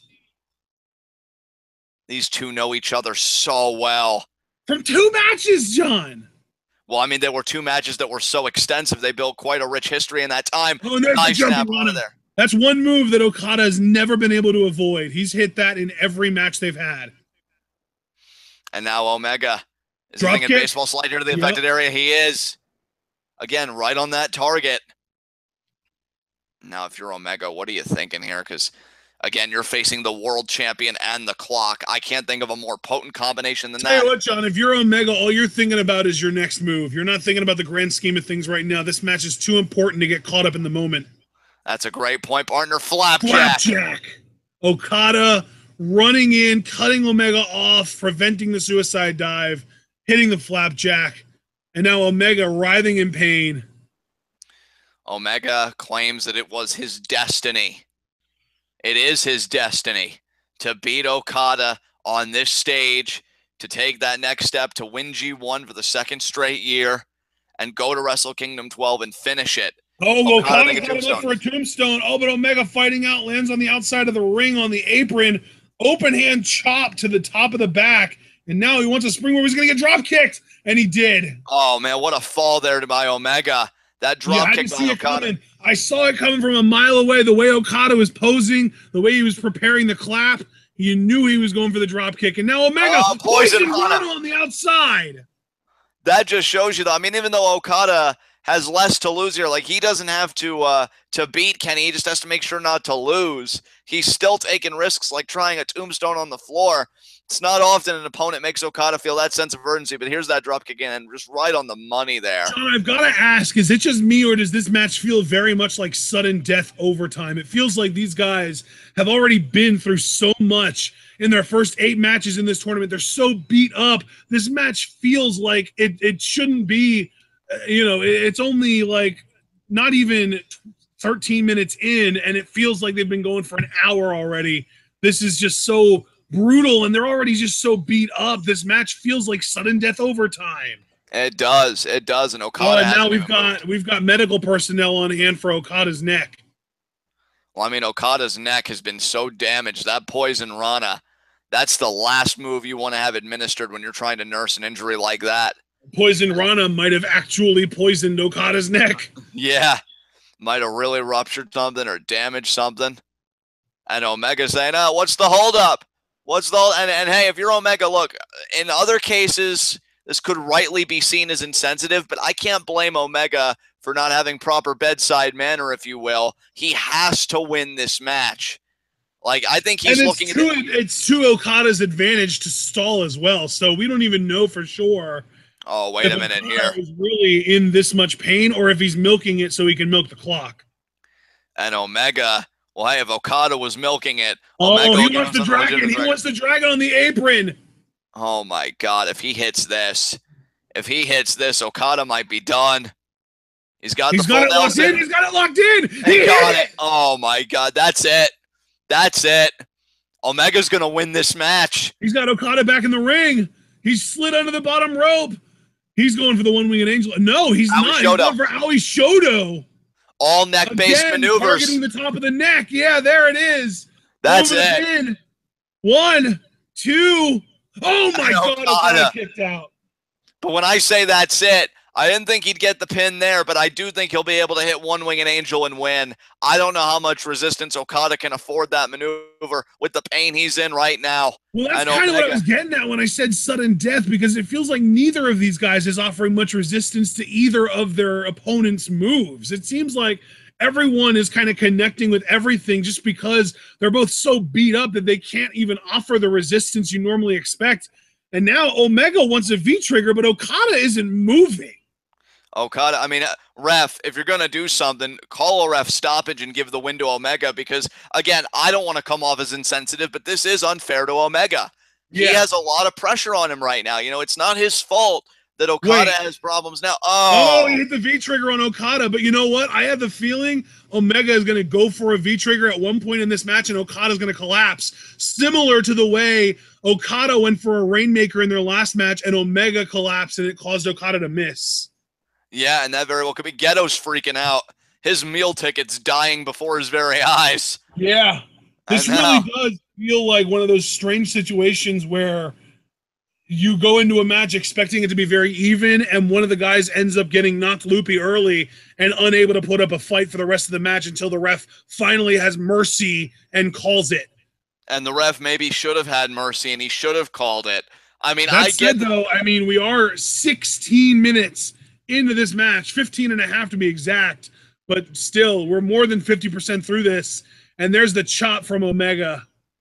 And Okada, he is just writhing in pain. Okada's angry. I don't know who he's angrier at, though. Kenny for being so relentless, or himself for not being able to defend himself more. Oh, and now Kenny right back to the injured area. Going to the top of the back of the neck area. Omega is relentless on that, and now going for another V-trigger. Okada caught it. Okada caught it. Forearms from Okada here. He's fighting back, but Omega with the knee. And now it could be time. He wants the angel. Okada, though, he got him. He got him up in a tombstone. He got him. The tombstone. Both men are down. And if you're Omega, how pissed off are you right now, you know, when you're actually cognizant to be pissed off? Because I've done all this damage to the head and neck area. I've exploited that injury. I've done V-triggers. I did a poison run on the floor and a Snapdragon suplex on the goddamn apron. What do I have to do to put you down? Just stay down. And that's what Omega's got to be thinking. I mean, come on. This is 3 matches Omega's got to be thinking. We've wrestled for over 100 minutes, and now definitely going even further beyond that in the context of this match. And I haven't been able to pin you for 3 measly goddamn seconds.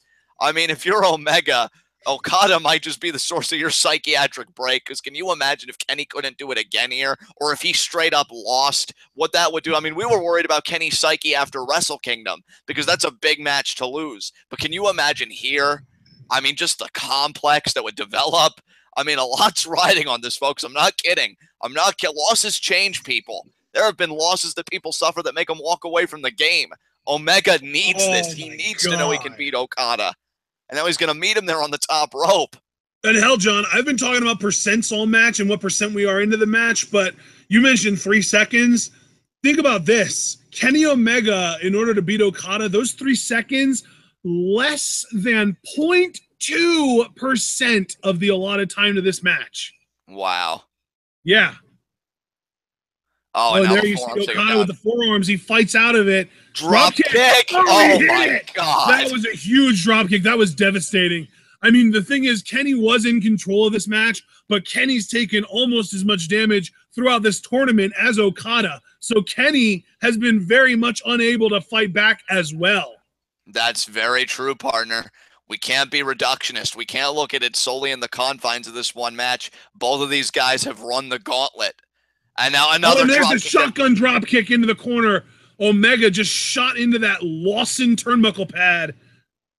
And now Okada really charging up. I think he's setting up for a Rainmaker. He is. And Omega breaks it off. Omega chops Okada.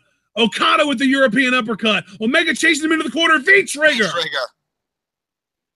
Omega needs this. He needs this now. He needs to do something. Oh, but the drop kick. Oh, my God. Okada with the drop kick. And I don't know if you noticed, John, but when Okada landed, he landed knee first on Omega's face. We're going to see it again here on the replay. Okada's left knee landed right on Omega's head. God.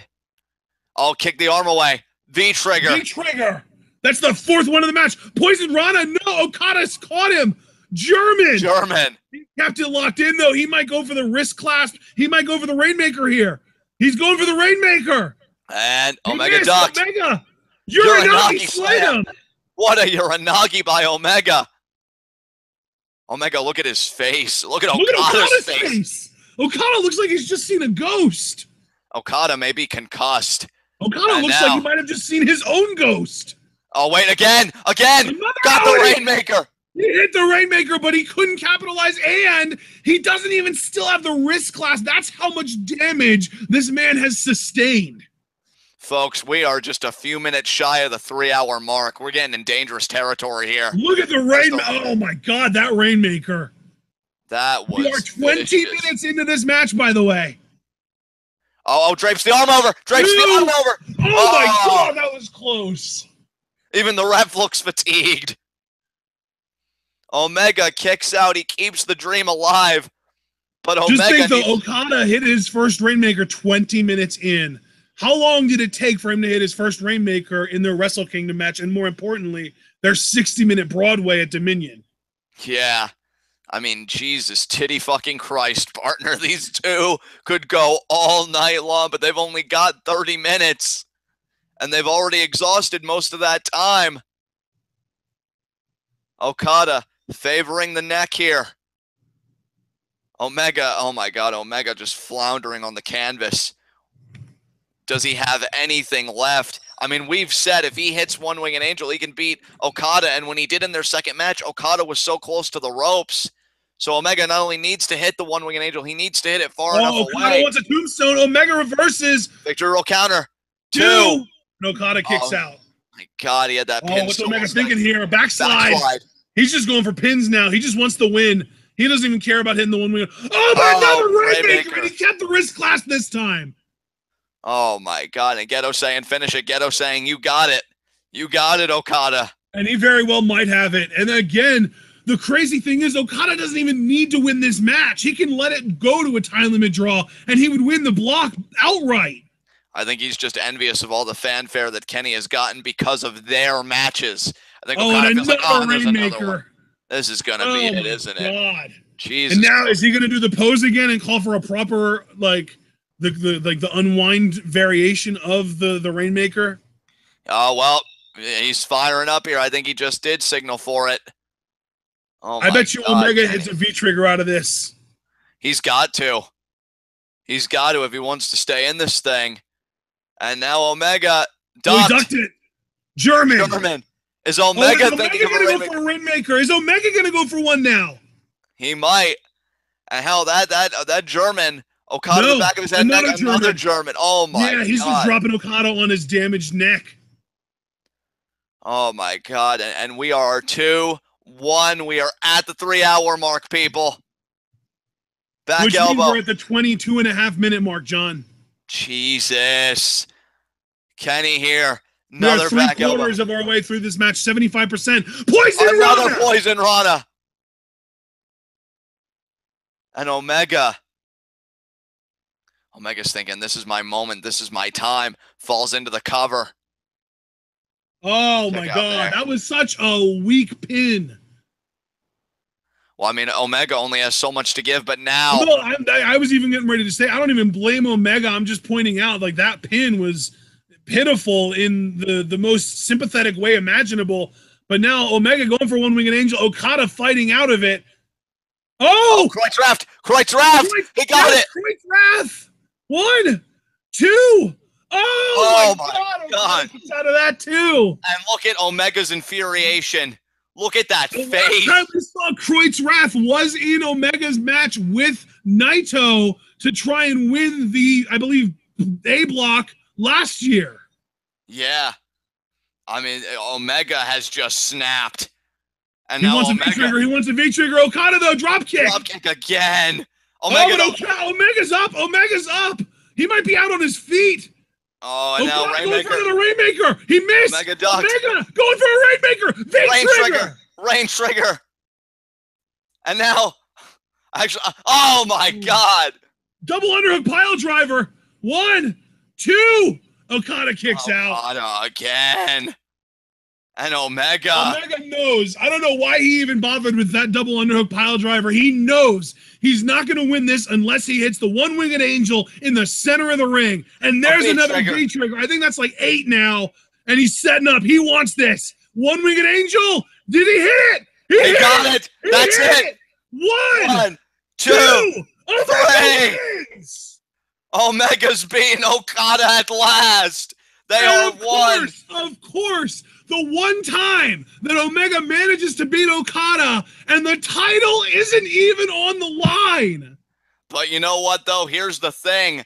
Kenny, he wants to do it at Wrestle Kingdom, but he's going to get a title match regardless. We are going to settle this down the road, people. It just depends on what exactly is the destination, because Kenny Omega is the other half of the G1 Climax 27 finals. It is Omega versus Naito, and the question is the main event going to be Omega versus Naito or Naito versus Okada?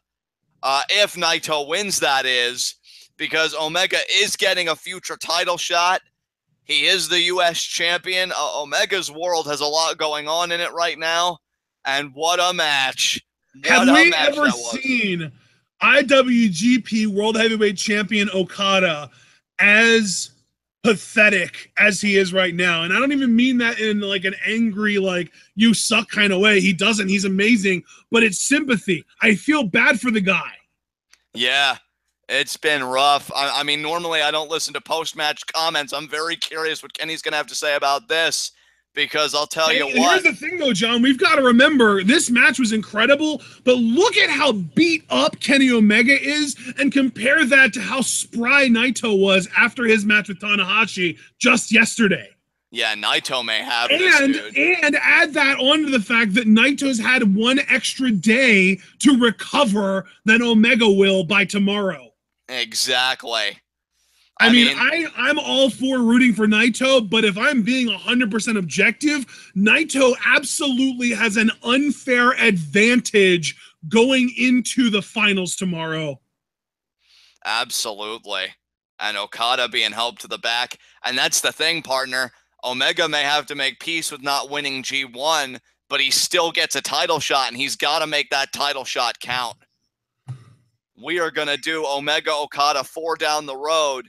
And because the one match was a draw, it is going to be a rubber match. And think about this, John. Think about this. By the time Sunday rolls around, Naito, will have wrestled 2 matches within the last 7 days. Omega will have wrestled 2 matches within the last 5 days. Right, and now Omega addressing the people. I want to see what he has to say here. And we do have a super chat in the chat, $2 super chat from Cliff Mall. He just said marking the fuck out. Absolutely. And now Omega. He's speaking Japanese. Yeah. Normally he speaks English, but I guess he's really got better showing more again of that babyface turn. Last year when he won his A block against Naito, he told the crowd that he can speak Japanese, and he's been speaking English the whole time because he wanted to. Right. So it's not like this is a continuation on his sort of G1 promo continuity. Yeah. Yeah, I will say this, folks. I mean, I did pick Omega for the 2-peat feat, and he's 1 win away from doing such. But like you said, being objective, the cards definitely point in Naito's favor. And if Naito can take it all the way, he'll be meeting the world champion at Wrestle Kingdom 12, which, hell, the world champion may be Evil, may be Omega, or it may be Okada. I mean, so much is going to be revealed to us on Sunday. We're going to have so many questions answered, and yet so many questions still unanswered, given that briefcases will have to be defended, titles will have to be defended. A lot going on in New Japan right now, folks. I did hear Omega say that he will be the first ever 2-time winning Gaijin. Yeah. Omega feeling confident. I don't know, though. He's really worn out. What a match by Omega, though. Yeah, it really was. And there you see Tomoyuki Oka showing him the way out, and the Young Bucks kind of helping him, giving him that support to be able to preserve his energy as much as possible. But yeah, guys, Kenny Omega wins the B block. Naito won the A block yesterday. We are getting Omega Naito 2, I believe, maybe 3. I think 2, though, tomorrow. And that is going to be an absolute barn burner. I'm looking forward to it. How about you, John? Oh, absolutely. Omega versus Naito. That was my match of the year last year. Those guys are going to fucking kill it. Winner wins G1 Climax 27. The winner goes to the Wrestle Kingdom 12 main event to face the world champion. And we don't even know who that'll be. That could very easily be Okada. You know, if he's able to get past Could be Evil? It could be Evil. Evil could get another upset. And again, we are going to get a rubber match between Omega and Okada down the road for that world title, assuming that Evil doesn't win his match. Yep. And yeah, we'll see Omega and Okada do it one more time. I mean, it's not fair to call it a rubber match because Okada is, well, actually, yeah, it is, because they're 1-1-1 against each other now, right? Precisely. Yeah. Okada's 1-1, Omega's 1-1, and they draw once. And you know what? Yeah. That match is probably going to have a 60-minute time limit too, and Okada will hopefully be relatively well recovered by then from this G1 experience, but I don't know if they're going to be able to go 60 again. Oh, I think they'll definitely be able to finish it within the allotted time. Then again, I've been proven wrong before. And guys, that's it. That's day 18 of the B block. We have one more day, the G1 finals. It's a big event. You got tag matches, you got title matches, you got title matches that are tag matches, and of course, you've got the G1 tournament finals.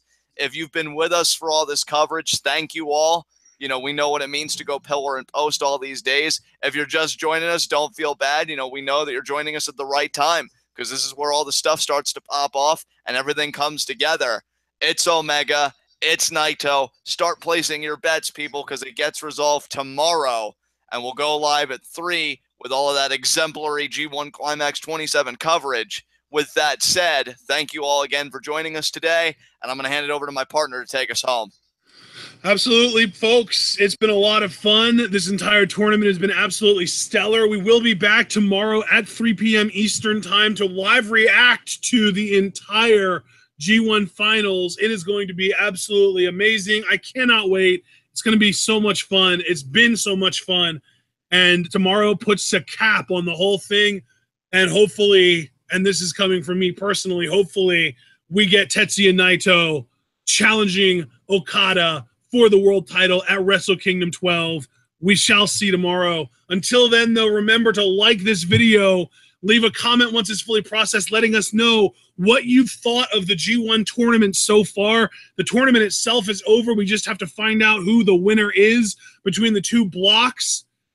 Leave a comment. Let us know who you think's going to win. Then, more importantly, really, let us know what you thought about our commentary. Let us know what you think's going to be happening in New Japan for the next, I guess, like, what, 5 months now, up until and including Wrestle Kingdom 12. We do have 3 pay-per-views between now and then. I remember 2 of them because I know we've got King of Pro Wrestling in October, and I believe Power Struggle is another one. But there is another one. I'm just horrible at remembering these things, and we'll cover that as well. We're going to cover all of the big shows, so it's going to be great going forward.